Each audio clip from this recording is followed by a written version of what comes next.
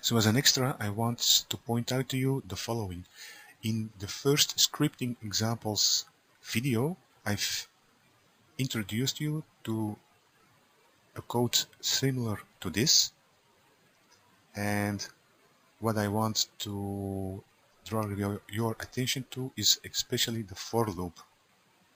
So for x in range 1, comma, num layers plus 1, when I execute this code, and maybe in the item list I'm going to select a couple of mesh layers, and now with this selection I'm going to press Ctrl Enter to only execute my selection.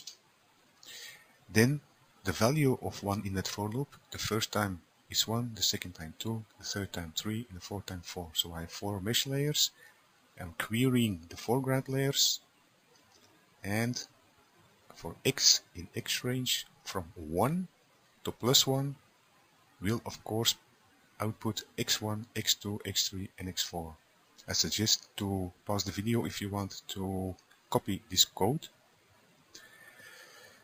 And what is so special about it? Well, with doing some tests of my previous code, and I'm going to comment this out, I'm going to select everything and press Ctrl/ on the numpad to comment everything out over here. So in my previous video, the second video with the script examples, I have my code here for creating the cube on my foreground layers, and there I'm not using a for loop with a range. I am using a for loop like this for vary in all layers, and all layers, that is the result, that is what is being returned by my alex.eval and query layerservice layers foreground. So the for loop here is for vary in all layers. And doing some tests, I actually wanted to know, well, what is the value for my variable with this kind of notation in the for loop? So let me clear everything, and the selection is okay. Let me run my code now. So as shown in the previous video, on the selected layers I have the creation of a cube, and you see over here my collection is 7532, so I have selected 7532, and now let me select the inverse, and okay, that's so mesh 2, mesh 3, mesh 5, mesh 7, and run my code again. So now my collection is inverse 2, 3, 5, 7, and note the variable. The first time vary equals 7, the second time vary equals 5, and that's the order in which I selected everything. And in the previous video I showed you that the order in which you select everything is important, but that's not what this video is about.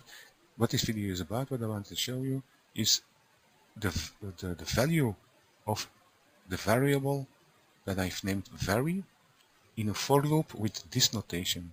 And this is something that was new to me, and new to Python also, and new to scripting in Modo.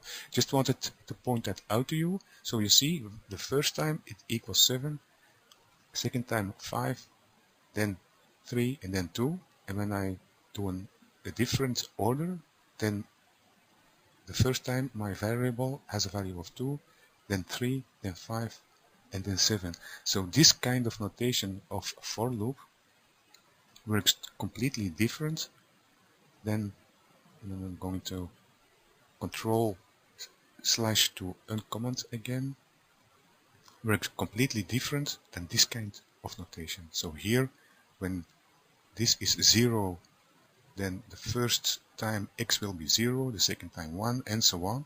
When you start from 1, then the first time it will be 1, the second time 2, and so on. But for this notation, as you can see in the output, it actually takes the value of what is in this collection. And that is something that I wanted to point out to you, because this can also be very important when you code, to make sure that you are selecting the right layers, of course. So with this notation, to recap, the first time it is 7 and so on. So let me clear everything and make another selection. So for instance 9, then 1 and then 4.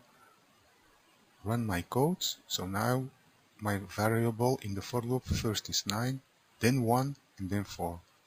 This is not what you're used to with a range for loop like I've shown you. Just wanted to point that out to you.